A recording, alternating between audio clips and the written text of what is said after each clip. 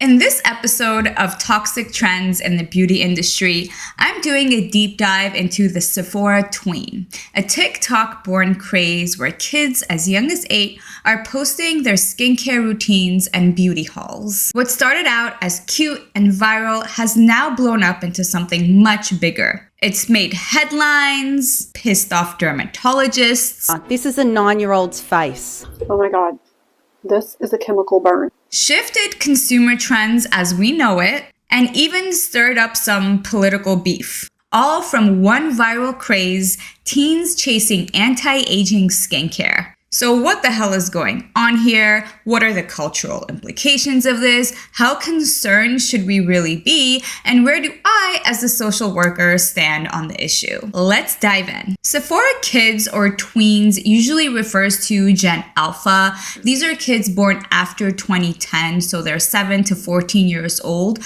who are suddenly big into skincare. In 2023 alone, Gen Alpha households dropped nearly $4.7 billion on skincare and makeup. And what are they buying? According to reports, anything from cleansers, moisturizers, treatments, eye creams.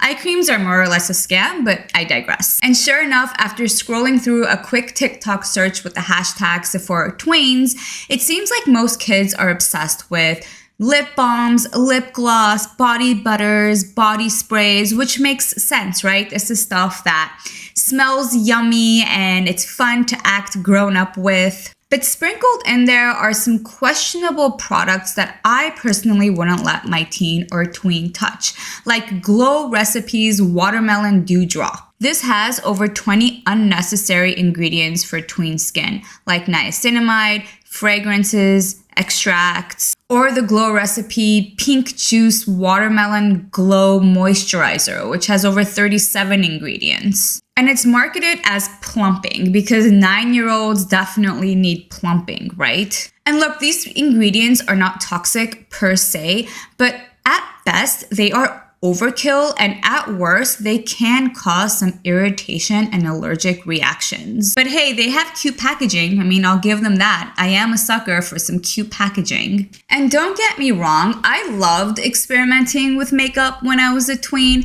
I would freak out over those like cherry flavored chapsticks. No, put it on in the mirror like this and act all grown up. I mean, this stuff is normal, right? Kids are always trying to emulate us, especially little girls. And there's nothing wrong with a little bit of play pretend with makeup, but this? Only using my new Glow Recipe, baby! First up, I'm so excited for this one. Glow Recipe Toner. Look how smooth my skin is already. Next up, my Glow Recipe Dew Drops. Oh my gosh. Next up, my Glow Recipe Serum. This is actually one of the new ones, and I'm so excited for this one. And I can do ASMR. I feel like I'm an adult now because Glow Recipe is my style. I mean, she's really cute, but no. Just no. I don't know if this video is for entertainment purposes or if she's using those products on a regular or even semi-regular basis, but that is not normal, that is not okay, that is not cute, that is not safe. And dermatologists are rightfully sounding the alarm. We found significant dermatologic risks associated with these regimens, including a very high risk of irritation. That high risk of irritation came from both using multiple active ingredients at the same time, as well as applying the same active ingredient unknowingly over and over again when that active ingredient was found in 3, 4, 5, 6 different products. One Northwestern study reviewed 100 Get Ready With Me style tween videos, and they saw that only 25% actually used sunscreen, which is literally the one ingredient that this age group needs. Instead, they found that routines averaged 6 products and 11 active ingredients, a recipe for barrier damage, irritation, and even long-term skin sensitivities. And psychologists and other mental health workers are raising red flags too, because it's not just rashes and redness, right? It's body dysmorphia, it's anxiety, it's self-esteem issues. It's this constant fixation on appearance that we know teenage girls are vulnerable to, and we know social media puts them at greater risk for. And those scars take much longer to heal than chemical burns. I know because I've been there. And here's where it gets interesting, because whenever a trend goes viral, there's usually a few different versions of the story, right? There's the media panic, there's the expert warnings, and then there's the reality, which lives somewhere in between. For example, the trend is called Sephora Tweens or Sephora Kids, but consumer reports show that Gen Alpha's beauty spending isn't happening at Sephora at all. A survey of 1,000 parents found the top shopping spots are Walmart, Amazon, and Target, and only about 1 in 3 girls shop at Sephora. And it's mostly wealthier families. So while TikTok optics are making it sound like every 10-year-old is rating drunk elephant serums at Sephora, in reality, most kids are sticking to the basics. With makeup, they're buying lip gloss, mascara, and eyeshadow. And then with the skincare, they're buying cleansers and moisturizers. Only a quarter are trying advanced products like serums, and more than half of the parents say kids should wait until 16 for that. Still, about 15% of girls are using things like retinol or acids, which is concerning. And while parents are trying to stick to age-appropriate ingredients, they're also confused. A lot think vitamin C is harmless, not realizing that vitamin C is technically an exfoliating acid. So yes, the panic might be a little overstated, but the risks are still real. This isn't really about kids playing with skincare, right? This is about our society's obsession with anti-aging, which is one of the biggest lies sold by the beauty industry, and now it's targeting kids. And let's be real, kids aren't the problem. We are. When the first lesson that we're teaching kids is the glow up hype or having glass skin or not aging instead of prevention and care, we are part of the problem. And until we stop treating aging like it's a disease or something to avoid like the plague, we are responsible for this endemic of teen, tween, young girls who are growing up with this message that your body is wrong, that you're not good enough, and that you should try to change your biology before you even finish growing into it. I mean, we can teach them self-care and wellness and good habits, but anti-aging for a 10-year-old? I mean, guys, girls, can we be so serious? And the beauty industry knows this. They don't care. They've spent decades monetizing insecurity. And they say they don't market to kids, but come on. Cartoon packaging, Hello Kitty retinol masks, cutesy names for serums like Fruit Babies, a Sephora Barbie, this weird rubber ducky diehard Sephora cartoon fangirl.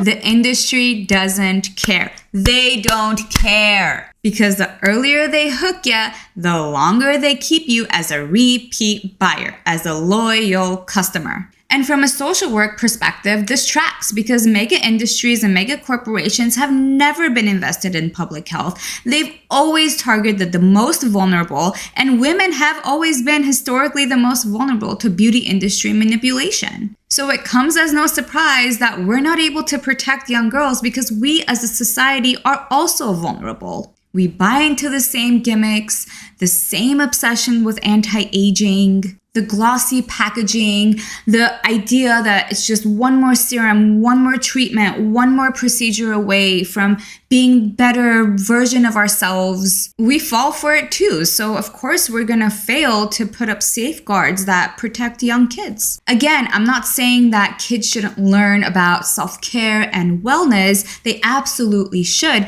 but the core message remains that this anti-aging fixation is harming us. It's having a net negative impact on society. And unless we start holding ourselves and the industry accountable, we're teaching an entire generation to hate themselves. And I think that's sad. And you know, when I think about having kids one day soon, God willing, I don't know about you, but I don't want their main form of self-expression to come through consumerism.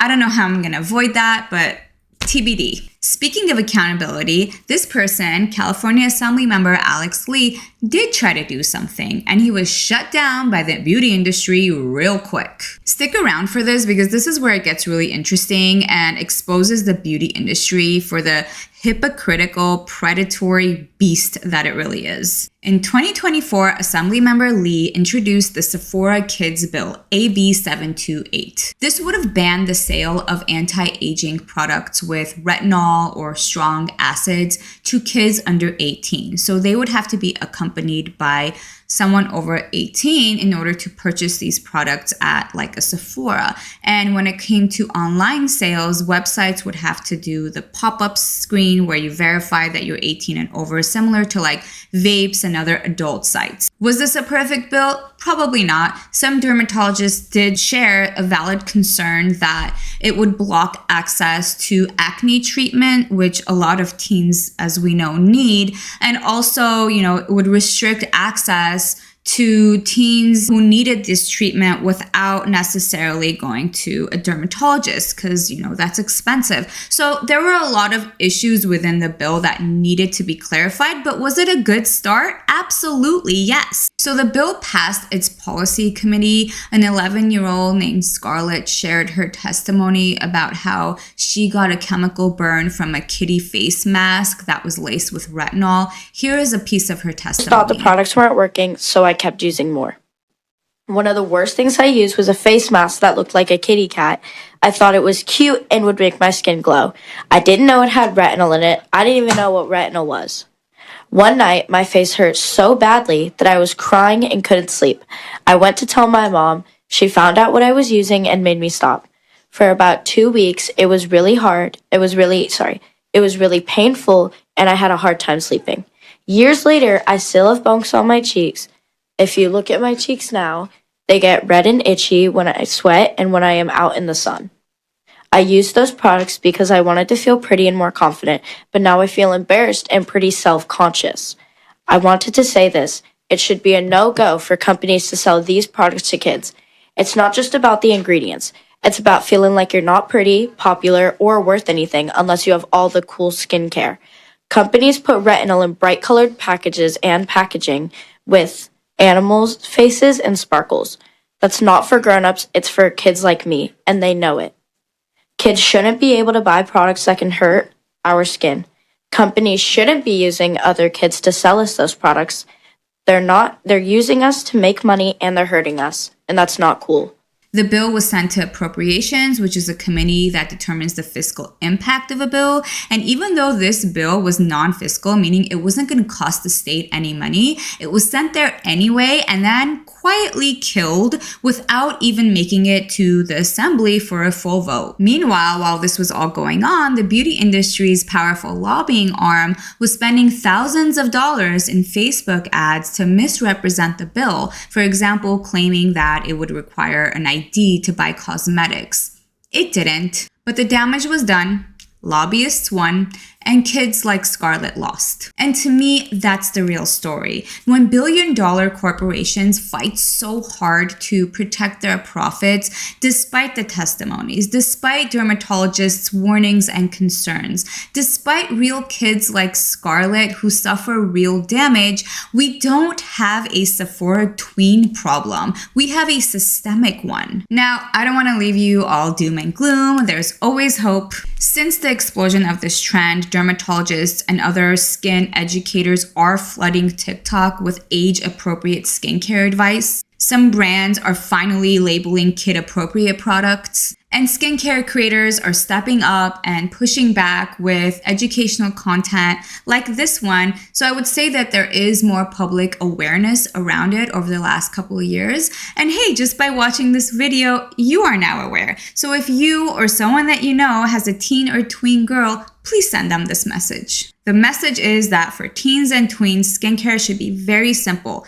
Cleanser, moisturizer, sunscreen. That's it. But the bigger picture remains, and the only way to at least interrupt or resist trends like this is by shifting our values, because kids copy us. If we model fear of aging, they'll inherit that. If we model positive self-image and self-care, they'll model that too. So maybe the real question isn't why are tweens obsessed with Sephora? Maybe the real question is why are we so obsessed with fighting aging?